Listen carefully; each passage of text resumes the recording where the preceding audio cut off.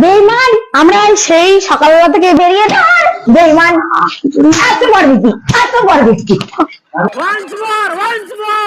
সকালবেলা থেকে বেরিয়ে যাই। বেঈমান, এত বড় ব্যক্তি, এত বড় ব্যক্তি। ওরে বাড়া রে, কি কেলান কেলালো রে ভাই। ঝাঁটার বাড়ি মেরেছে তো ঠিক আছে, কিন্তু প্রথমে কোথায় মারলো? পুরো মুখ পাছায়।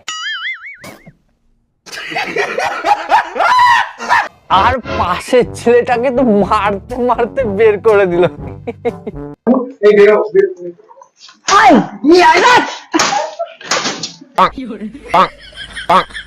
দেখো ভাই, আমি নিজেও রানু মণ্ডলের বাড়িতে গিয়েছিলাম, তাই আমি আমার নিজের অভিজ্ঞতা থেকেই বলছি। রানু মণ্ডল একজন মানসিক ভারসাম্যহীন মানুষ। তার সাথে চলতে হলে তোমায়ও তার মতন করে চলতে হবে। যেমন একটা বোবা মানুষ